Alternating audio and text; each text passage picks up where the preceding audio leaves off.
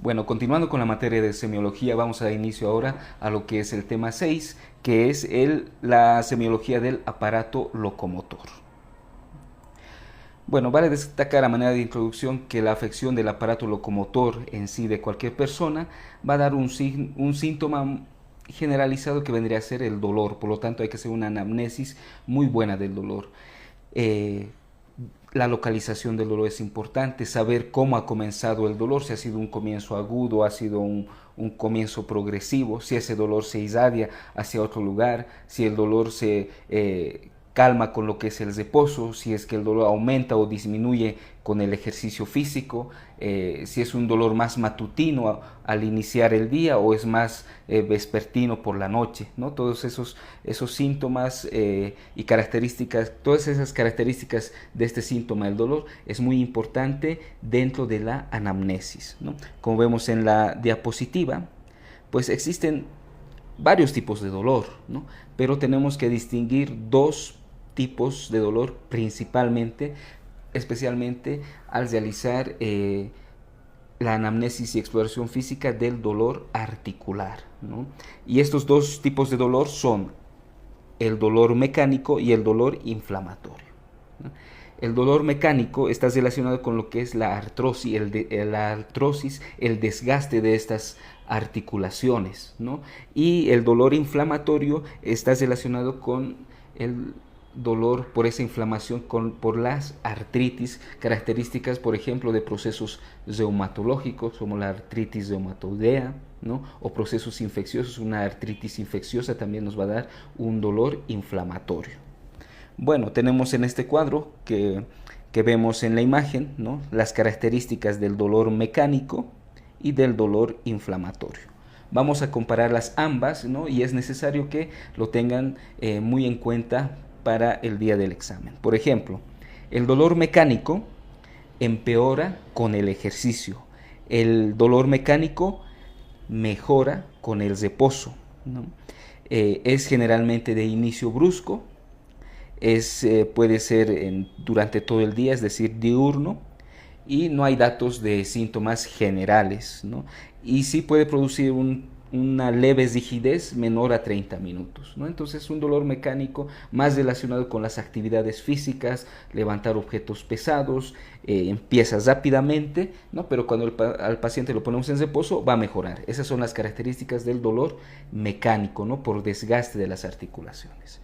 Ahora, un dolor inflamatorio más reumatológico o infeccioso, ¿qué características tendrá? Pues casi todo lo antagonista al anterior.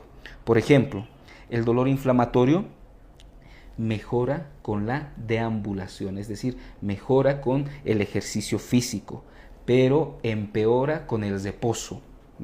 Es de inicio insidioso, es decir, progresivo, ¿no? Generalmente es nocturno.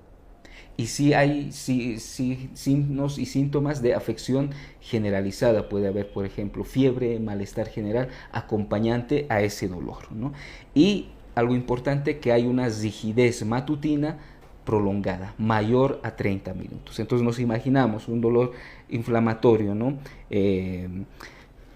Es un dolor que despierta al paciente en la madrugada, 4 o 5 de la mañana, ¿no? Y el paciente se despierta y no se puede mover, está rígido, y esa rigidez le dura unos 30 hasta una hora tal vez, ¿no? Entonces, para mejorar, ¿qué hace el paciente? Hace ejercicios, empieza a movilizar la articulación afectada, ¿no? Y acompañante puede haber fiebre, malestar general, ¿no? Entonces, es así como nos tenemos que imaginar un dolor inflamatorio versus un dolor mecánico, ¿no? Entonces, estos dos tipos de dolor son muy importantes, especialmente para los casos clínicos, y ya empezar a llegar a un diagnóstico ya sea mecánico o inflamatorio. Pero también existen otros tipos de dolor, por ejemplo el dolor psicógeno en pacientes psiquiátricos, que pueden sentir parestesias, adormecimientos, por ejemplo, ¿no? O sea, datos inespecíficos de dolor. El dolor óseo, por ejemplo, tal vez un dolor más profundo, pero que puede pasar desapercibido por el paciente, ¿no? Por ejemplo, en tumores óseos, ¿no? Este dolor está presente ahí, pero puede pasar desapercibido. El dolor irradiado, ¿no? Vale destacar aquí que las afecciones de la columna cervical se irradian en lo que es la parte del cuello y el brazo, ¿no? Dándonos el síndrome cérvico-braquial, por ejemplo, ¿no? Las alteraciones de la columna dorsal se pueden irradiar a ambos lados, ¿no? O unilateralmente de igual manera. De la irradiación del dolor de la columna lumbar puede ir tanto a lo que son las extremidades inferiores, ¿no? A ambas, o unilateralmente. La afectación de la articulación sacroiliaca generalmente se irradia a la región glútea y el muslo posterior. La afección de la articulación de la cadera puede irradiarse hacia el muslo anterior y rodilla. Luego el dolor radicular generalmente representa a una zona, ¿no? Inervada por un fascículo nervioso, ¿no? Y esta zona inervada es la que va a sentir exclusivamente el dolor.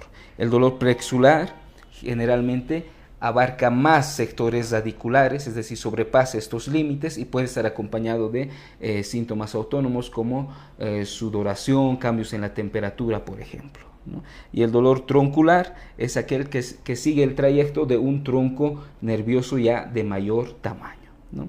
Vemos aquí en esta imagen lo que es la irradiación del dolor cervical, del dolor torácico y de la región lumbar. Bueno, la exploración física del aparato locomotor. Como siempre, vamos a empezar con la inspección, ¿no? Generalmente son las articulaciones las más afectadas, ¿no? Entonces, veremos del sector que nos refiere el paciente si existen, como vemos en la imagen, algunas deformaciones, tumefacciones, algo de ruboración local, si hay un desame articular que lo acompaña, un desame periarticular del tejido adiposo adyacente, ¿no? Si el paciente toma actitudes, ¿no?, que disminuyen ese dolor, por ejemplo, tanto en la marcha como una cojera, o estar estático sin moverse para calmar el dolor, ¿no? Y como esto pues, le puede alterar la marcha, ¿no? Bueno, como vemos en esta imagen, todas estas características de deformaciones, tumefacciones, rubor, edema, desame, se puede observar a nivel de la rodilla derecha en este paciente.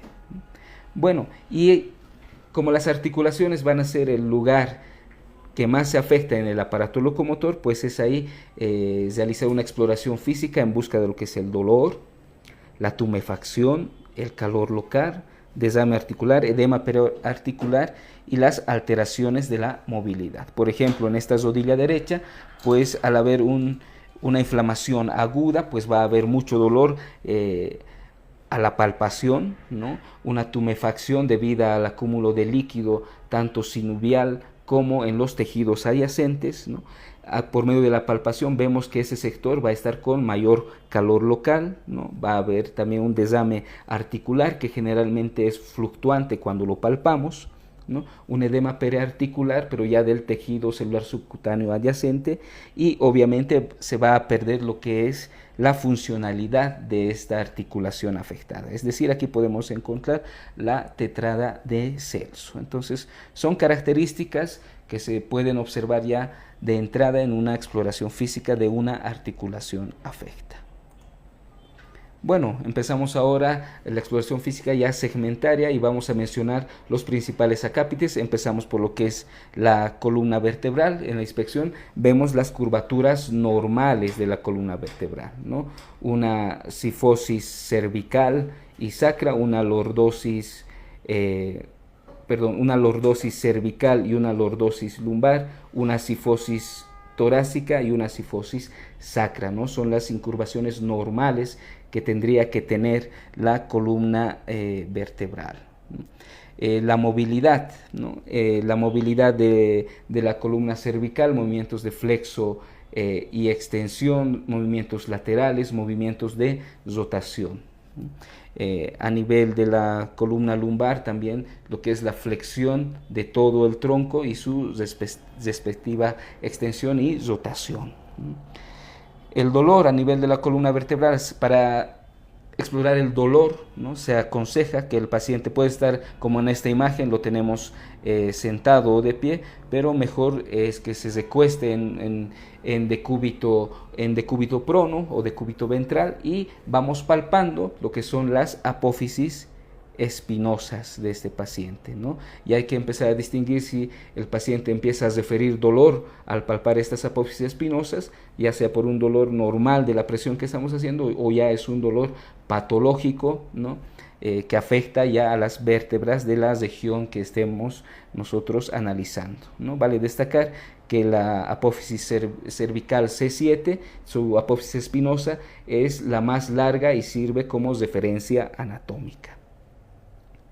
Bueno, algunas maniobras, ¿no?, características en la semiología es la maniobra de Lasseguet, como vemos en esta imagen, que consiste en poner al paciente en decúbito dorsal, ¿no?, y levantar la pierna extendida, ¿no?, y si al momento de levantarla, ¿no?, antes de llegar a los 70 grados aproximadamente, el paciente o la paciente refiere un dolor a nivel lumbar, pues ya nos indica una afección aproximadamente a nivel de L5, ¿no?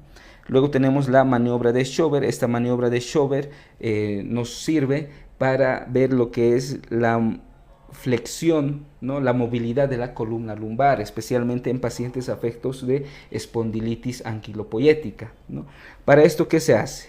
Como vemos en la imagen, ¿no?, tenemos aquí se traza en primer lugar una línea en la línea que pasa por ambas crestas ilíacas posteriores. Ahí ponemos una primera línea, ¿no? Luego, por medio de una cinta métrica, trazamos la segunda línea 10 centímetros por encima de la primera, ¿no? Entonces tenemos ya dos puntos de referencia, un punto inferior y uno superior, separados por 10 centímetros. Luego se pide al paciente que flexione todo el tronco hacia adelante, ¿no? En el momento que él flexiona, ¿no?, volvemos a medir la distancia que separa ahora entre esos dos puntos, y lo normal es que ya esos dos puntos se hayan separado. ¿Cuánto? Unos 5 centímetros, ¿no? Entonces volvemos a medir, pues ya no mediremos 10 centímetros, sino ya llegará a 15 centímetros. Cuando esta prueba de Schober nos indica que hay rigidez de la columna lumbar, cuando se mide menos de esa distancia, ¿no? Son algunas maniobras que podemos recordar. Bueno, pasamos a lo que es la región del hombro. Muy importante la inspección, ¿no? La inspección es ver, la inspección siempre empezar a compararlo con el otro lado, con el lado contralateral. Es decir, si el paciente viene, me duele el hombro derecho, pues muchas veces nos vamos a focalizar solamente en el hombro derecho. No, es en primer lugar compararlo con el hombro sano, incluso ver primero el hombro sano, qué características tiene, y luego compararlo con el hombro enfermo, ¿no? Por ejemplo, en esta imagen, ¿no?, el hombro izquierdo, vemos sus características, su simetría, ¿no?, donde se encuentra la clavícula, trapecio, deltoides, etcétera, los surcos respectivos, ¿no? Y ya vemos el lado afecto, ¿no?, donde ya podemos observar una deformidad, ¿no?, y esta deformidad va a alterar lo que son el relieve de esa región, ¿no? Entonces es muy importante, solamente ya la inspección comparativa ya nos da datos más fidedignos sobre la parte que queremos estudiar. Es importante ver la posición, especialmente en casos de luxaciones o fracturas, ¿no? Las deformidades, atrofias de los músculos que rodean a la articulación respectiva o al lugar de la lesión, ¿no? Y la piel, ¿no?, por alguna lesión vascular o nerviosa que se puede llegar a atrofiar, o puede estar tumefacta, inflamada, o presentar equimosis, ¿no? Una de esas equimosis es por rotura de un tendón del bíceps, ¿no?, que puede aparecer una equimosis en la parte interna del brazo. Entonces, muy importante la inspección, especialmente en el sector del hombro. Por ejemplo, en la imagen aquí tenemos lo que es el signo de la charretera, y lo que nos indica que este paciente es muy probable que tenga una luxación anterior del hombro. Muy bien. Y la palpación, como siempre, ver si hay un poco de calor local que nos indica inflamación focalizada, ¿no? Si están los puntos dolorosos, especialmente el punto doloroso a nivel de la coracoides, a nivel del punto acromio clavicular, ¿no? Y palpar el surco acromio humeral, ¿no? Es decir, la palpación también nos ayuda a valorar puntos dolorosos o anomalías que puedan existir en esta región, ¿no? Y la movilidad, recordemos que el hombro está formado por que existen en el hombro músculos que forman el manguito de los rotadores, ¿no? Que le da esa rotación característica a esta región, ¿no? Como podemos ver en la imagen: rotación, extensión, flexión, aducción, abducción. El siguiente segmento a realizar el examen físico vendría a ser lo que es el codo. De igual manera, comenzamos con la inspección. Los relieves, por ejemplo, la simetría, ¿no? Vale destacar que en la parte del codo existe tres puntos anatómicos de referencia que nos indican una simetría que posteriormente lo vamos a explicar, ¿no? Vale destacar que existen algunos nódulos, por ejemplo, en enfermedades como la artritis reumatoide, como vemos en la imagen, que se pueden presentar en esta región, ¿no? Luego tenemos algunas placas de enfermedades dermatológicas como ser la psoriasis, ¿no? Que también se presentan en estas regiones que tienen mayor fricción, como son los codos, ¿no? De igual manera, los pacientes con gota van a presentar los tofos gotosos, que son acumulación de ácido úrico, tanto en los pabellones auriculares como también en los codos. Bueno, de igual manera, la palpación es muy importante, ver la temperatura local, ¿no? Y estos son los tres puntos anatómicos que nos indican una simetría en el codo, que vendría a ser uno, el olecranon, el epicóndilo y la epitróclea, respectivamente, y forman un triángulo que tiene que tener todas las partes simétricas. En alteraciones como alguna fractura, por ejemplo, este triángulo equilátero se puede deformar, ¿no? Es el triángulo de Nelaton. La movilidad, especialmente las movilidades de flexión y extensión del codo, ¿no? Y algunas maniobras características para poder explorar esta región. Tenemos las maniobras que nos permiten orientar el diagnóstico a una epicondilitis o codo de tenista y una epitrocleitis o codo de golfista. ¿En qué consisten estas maniobras? Por ejemplo, para la epicondilitis, ¿no? Pedimos al paciente que extienda la mano, ¿no? Y nos oponemos a que éste extienda la muñeca, ¿no? Y si hay dolor ahí, es sugestivo de epicondilitis, ¿no? Para la epitrocleitis, ¿no? Pedimos al paciente que extienda la mano, pero en supinación, y nos oponemos a la flexión de la muñeca. Y si hay dolor a nivel de la epitróclea, pues es sugestivo de epitrocleitis. Bueno, en el sector de la muñeca, ¿no? Es importante observar, ¿no? Si existen tumefacciones por algún proceso inflamatorio, traumático, ¿no? Y la presencia de lo que son los quistes sinoviales, ¿no? Los quistes sinoviales, que son acumulaciones de tejido sinovial, puede ser a nivel de las articulaciones o en relación con los tendones, ¿no? Estos quistes sinoviales también son denominados gangliones, ¿no? Generalmente son de consulta frecuente, son indoloros y no causan muchas molestias. A la palpación, generalmente de igual manera, para encontrar tumefacciones, la temperatura local, ¿no? Crepitación tendinosa, la movilidad generalmente de esta región, ¿no? Y algunas maniobras importantes. Tenemos lo que es la maniobra de Tinel y la maniobra de Fallen, ¿no? Muy relacionadas con lo que es el síndrome del túnel carpiano en muchas enfermedades, como lo que pueden ser la diabetes, hipotiroidismo, amiloidosis, como por ejemplo. La maniobra de Tinel, como vemos en la imagen, ¿no? Consiste en percutir, ya sea con un martillo percutor, ¿no? La región por donde pasa este nervio, que vendría a ser en la parte central de la cara ventral de la muñeca, ¿no? Percutimos, y si el paciente empieza a sentir adormecimiento, ¿no? o dolor, ¿no? Es un signo, un Tinel positivo, ¿no? Y la maniobra de Fallen, de igual manera, ¿no? Que le pedimos al paciente que flexione ambas muñecas, ¿no? Por un tiempo aproximado de 1 minuto, ¿no? Y si siente el mismo dolor o parestesias, pues también es un indicativo de síndrome de túnel del carpo. Bueno, continuando, vamos a seguir con la exploración de lo que son las manos y los dedos, ¿no?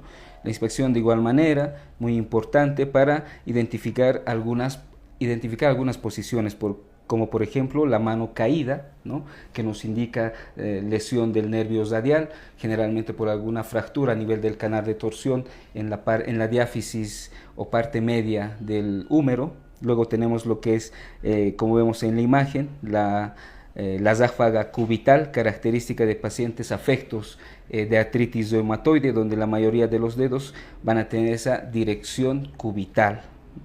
Luego tenemos lo que son los nódulos de Heberden y los nódulos de Bouchard. Vemos en la imagen, ¿no?, que son nodulaciones a nivel de las articulaciones interfalángicas, ¿no?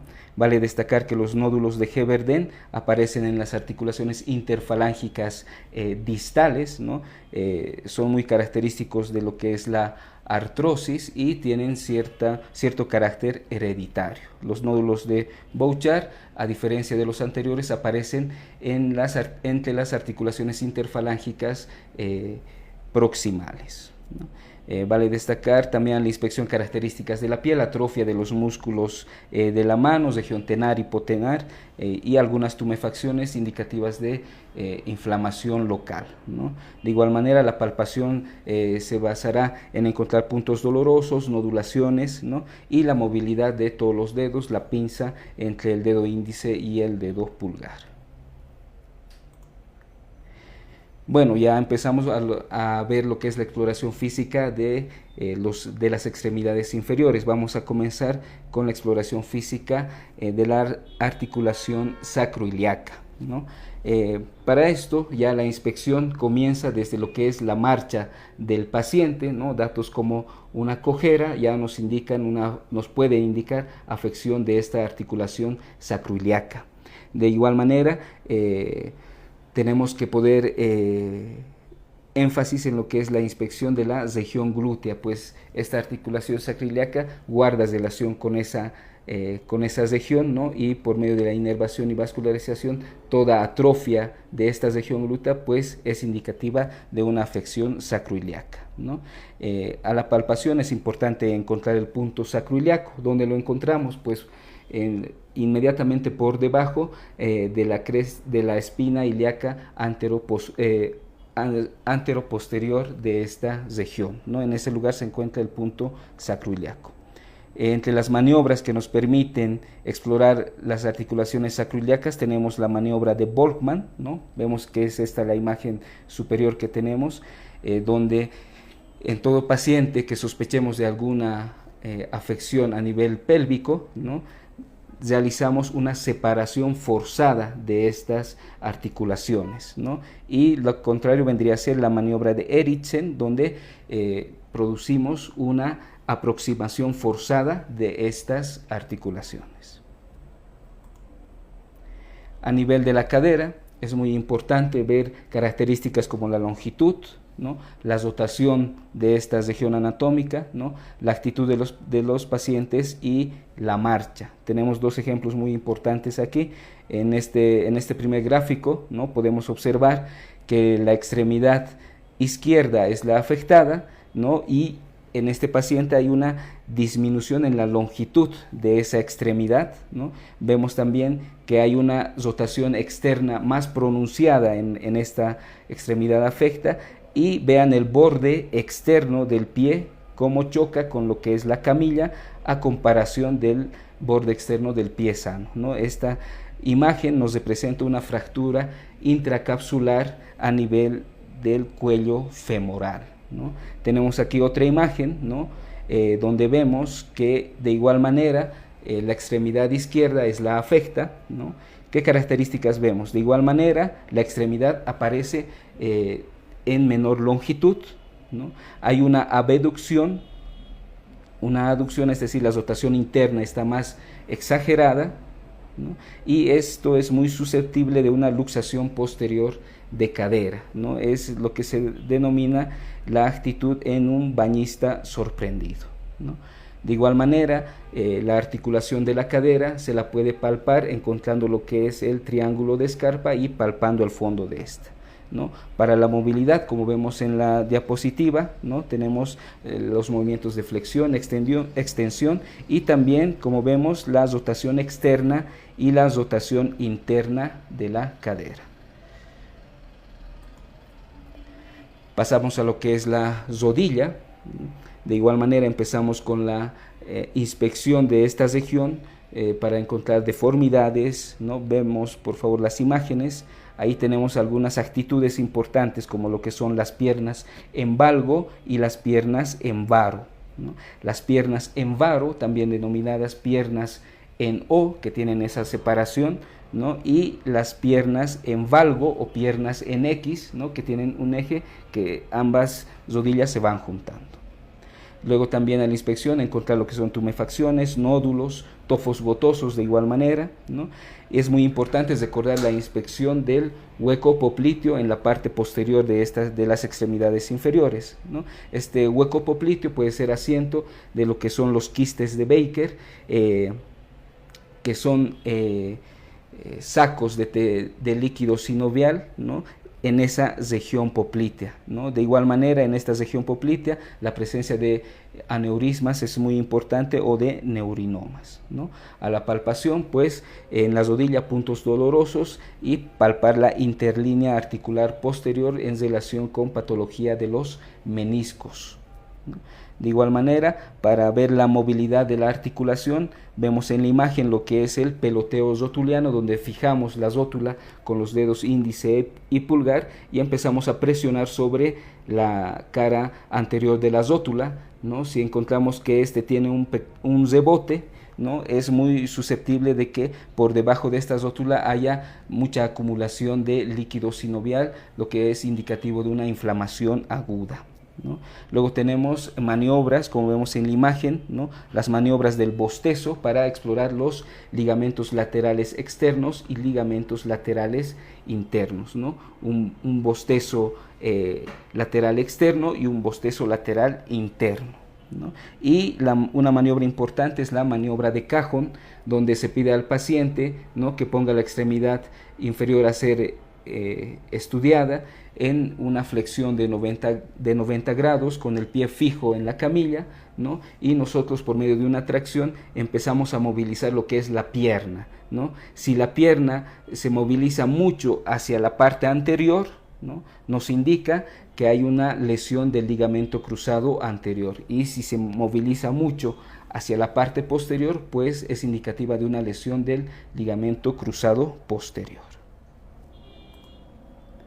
Bueno, en el tobillo, de igual manera, a la inspección, ver características como deformación, tumefacciones, equimosis y muy importante ya ver las características del tendón de Aquiles. De igual manera, a la palpación, los puntos dolorosos y la movilidad del tobillo. Vemos en la imagen, ¿no? Tumefacciones a nivel de este tobillo, siendo el esguince una de las principales causas, ¿no? Y aquí podemos ver en la imagen inferior lo que es la rotura del tendón de Aquiles, muy susceptible a la inspección y de igual manera a la palpación. Luego pasamos al segmento de lo que es el pie, ¿no? Tenemos diferentes direcciones del pie, como ser el pie en valgo, que el pie se dirige hacia afuera, y el pie aductos, el pie se dirige hacia adentro. De igual manera, el pie plano, como vemos en esta imagen, donde el borde interno del pie, ¿no? Se apoya totalmente sobre la superficie donde el paciente va pisando. Luego tenemos el pie excavado, como vemos en esta imagen, y este pie se presenta generalmente en patologías neurológicas, es decir, pacientes encamados, en coma, como por ejemplo, ¿no? Luego a la palpación, de igual manera, los puntos dolorosos, tumefacciones, ¿no? La movilidad, ¿no? Para nosotros poder ver la movilidad de la articulación posterior de Chopard, ¿no? La pronación, supinación y la flexión de esta región, ¿no? Y las maniobras como la maniobra de Poulsen, ¿no? Que consiste en presionar lo que es el borde externo e interno a nivel del metatarso en el pie para poder identificar algunos neurinomas que pueden aparecer en la planta del pie. Bueno, este vendría a ser el pequeño resumen, ¿no?, que espero les ayude para la comprensión de la semiología del aparato locomotor.